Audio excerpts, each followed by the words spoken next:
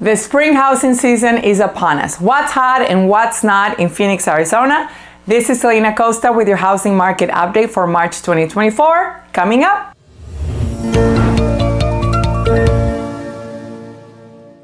Spring is peak home buying season here in Phoenix, and March is the second most popular month for new listings.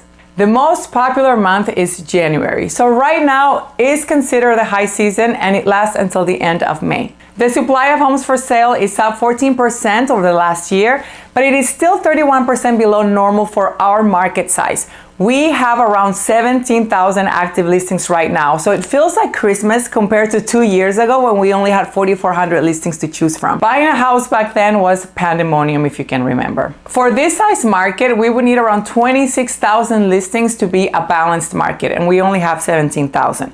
The interest rate is still in the high sixes right now at the time of this video, and that continues to keep buyer competition lower than normal for this time of the year, but even mild declines in the rate have resulted in boost in weekly activity and accepted contracts. So I know there's a ton of buyers on the fence waiting for the interest rates to come down just a little bit more. Having said that, multiple offer situations are still happening, especially in certain areas of the valley, and closings over asking price went up 17% in March so far. But the majority of the home sales are closing within 98% of the list price. So yes, that tells me that the market's still stable and hot and not showing any indications of a crash. Builders have been ramping up new single-family home permits over the past 7 months, which is up 32% since June of 2023. Over the last 3 months, 73% of new home sales that closed involved builder incentives paid to the buyer, with at least half of them paying $11,500 or more. These incentives typically go towards buying down the mortgage rate and saving the buyer hundreds of dollars on their monthly payments. So buying down the rate is a great tool to bring down your payment and combat unaffordability. The median sales price in the Phoenix Metro is $441,000, which is up 5.8% since March of last year. So if you bought your house a year ago, let's say for $400,000, your house is probably worth around $423,000 right now. I believe the positive trend in home appreciation will continue into 2025, but it may not be the 5 or the 6% that we saw in the last 12 months.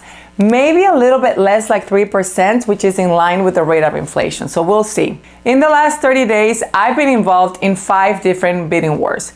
They're not fun, especially when you are on the buyer side. Sometimes we win and sometimes we lose, and that is the not fun part. But whenever I share this information with people who are not actively buying or selling a house, they are surprised to learn that there are still bidding wars and multiple offer situations happening around town, especially in the $500,000 and below price point and in certain parts of the metro area, like Mesa, Chandler, Gilbert, and others. I mentioned in previous videos that income is a factor in affordability.